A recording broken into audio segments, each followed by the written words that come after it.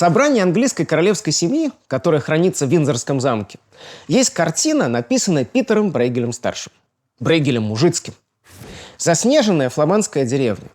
Ряды домов с высокими крышами, ступенчатые фронтоны, типичные для северной архитектуры того времени. Вдали видна церковь. Посреди улицы плотный отряд вооруженных людей в доспехах.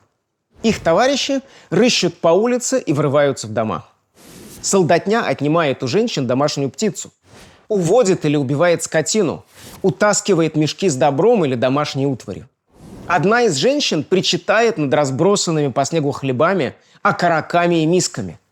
Недалеко один из солдат мочится у стены. Брейгель есть Брейгель. Но что тут происходит? Ограбление деревни отрядом мародеров?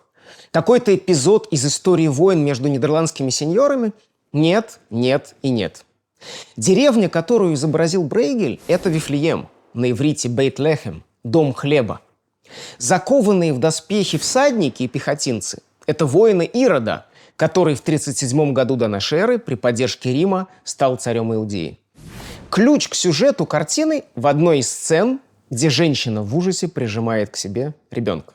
Перед нами избиение вифлеемских младенцев, упомянутое в Евангелии от Матфея. Там рассказывается о том, как Ирод услышал от волхвов о рождении нового царя иудейского, но не смог выведать, где именно его искать. Тогда он весьма разгневался и послал избить всех младенцев в Вифлееме и во всех пределах его от 2 лет и ниже. Замечу в скобках, что в Ветхом Завете тоже есть похожий сюжет, где египетский фараон, для того, чтобы еврейский народ не смог размножиться, приказал повивальным бабкам убивать еврейских младенцев. Вернемся к Ироду. Он просчитался, поскольку ангел предупредил Иосифа и приказал ему взять Марию с Иисусом и скрыться в Египте. В средние века массовое убийство еврейских детей их жестоким властителем воспринималось как пример мученичества.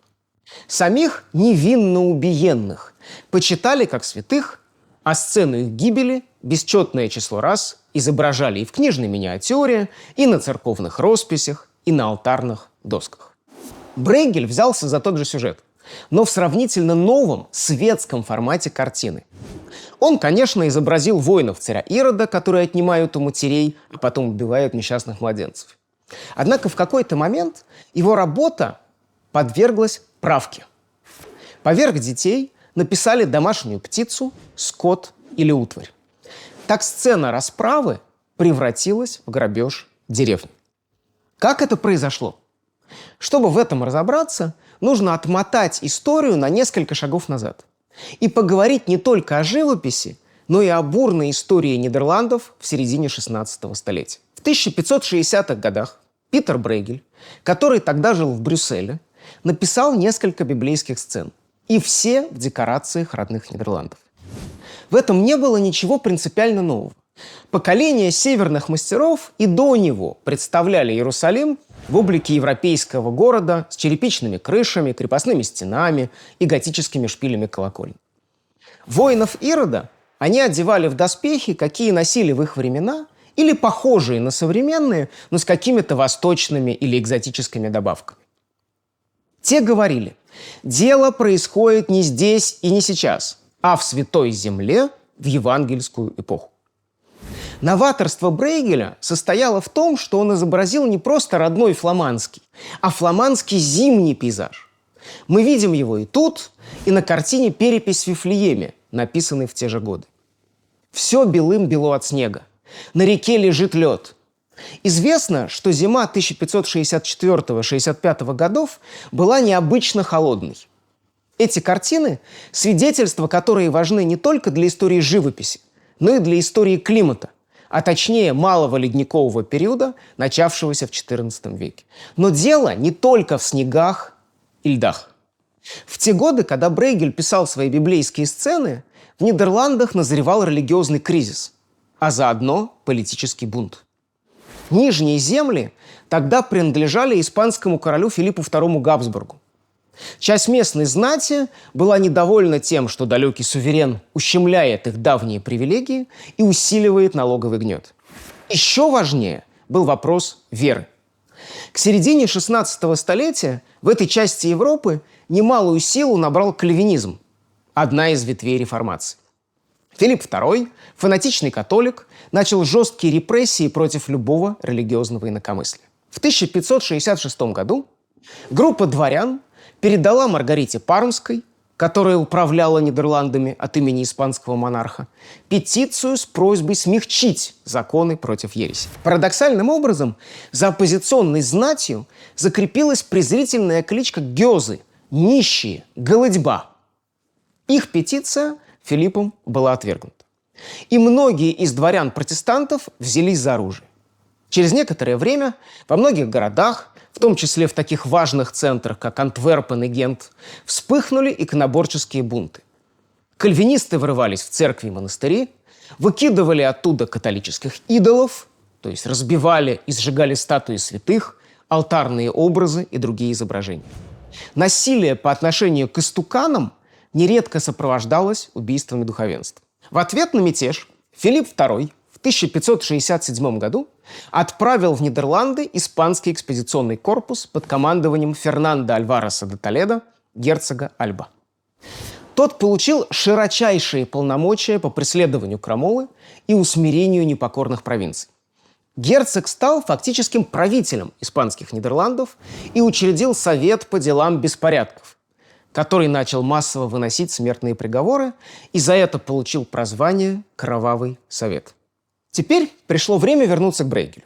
Мы точно не знаем, когда он написал «Избиение младенцев». Некоторые историки считают, что до прибытия карательной экспедиции, другие, что вскоре после. Эта картина существует в большом числе копий. На них отрядом, который ворвался в заснеженный Вифлеем, командует человек в черном. Возможно, Брейгель подразумевал, что это сам Ирод. Но у него длинная седая борода, которая сближает его с герцогом Альбой, чей облик известен по многим портретам. Если картина была написана в 1567 году, то возможно, что Брейгель решил придать убийце вифлеемских младенцев черты усмирителя его родины. На полотне из Виндзора никакой бороды сейчас не видно. Предводитель отряда в черных доспехах одет в шлем, скрывающий его лицо. Но борода там была, просто ее потом записали. И это не единственная правка потенциально политического толка, которую выявили исследователи. Важно присмотреться к символике, которой Брейгель снабдил отряд Ирода.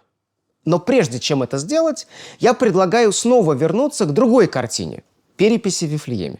Как сказано в Евангелии от Луки, император Август повелел исчислить своих подданных. И пошли все записываться, каждый в свой город. Пошел также и Иосиф из Галилеи, из города Назарета, в Иудею, в город Давидов, называемый Вифлеем. Потому что он был из дома и рода Давидова. Записаться с Марией, обрученной ему женой, которая была беременна. На картине Брейгеля перед нами скорее не перепись, а сбор податей. На стене таверны, где расположились государевы люди, висит щит. Золотое поле, а на нем черный двуглавый орел. Это герб Габсбургов, императоров Священной Римской империи.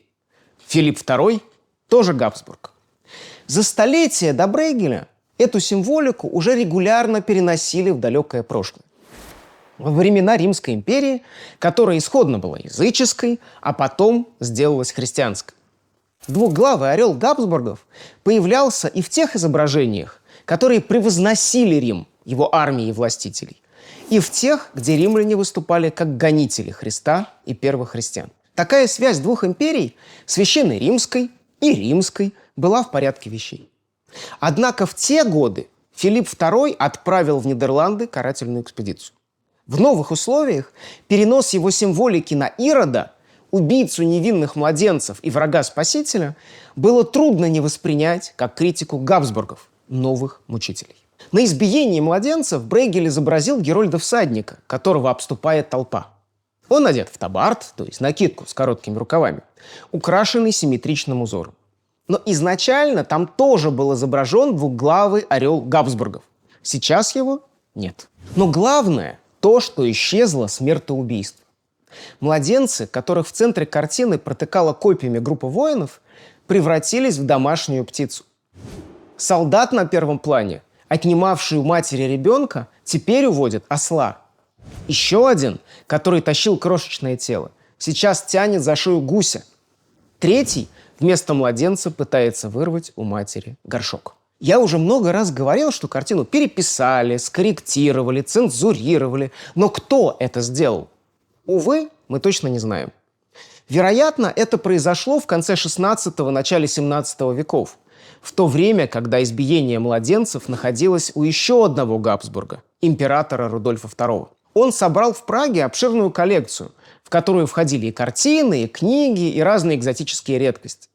Для него или для его окружения любые отсылки к Габсбургам в сцене евангельского злодейства могли казаться вредной крамолой. А может, кто-то из более поздних владельцев картины, например, королева Кристина Шведская, захотел убрать все жестокости и превратить трагичный религиозный сюжет в сцену из жизни фламандской деревни. История изображений знает много примеров цензуры через запрет. Книгу изымают, картину сжигают, фильм смывают или прицельное удаление ненавистного. Иконоборцы стесывают лица на статуях святых, либо репрессированного вырезают с коллективной фотографии. Тут же фигуры, которые казались политически или эстетически неприемлемыми, были записаны, скрыты. На картинах, где наготу Адама и Евы спустя столетия после их создания нередко скрывали фиговыми листками или набедренными повязками, ты все равно понимаешь, кто там исходно был изображен и как. А тут правки полностью изменили историю. Если не знать других версий скорректированной картины или не изучить ее под рентгеном, ты никогда не поймешь, почему женщины так оплакивают хлеба и тюки. С вами был Михаил Майзельс, программа «Бог в деталях». Следующее расследование выйдет через неделю. Подписывайтесь на наш канал «Идеи без границ».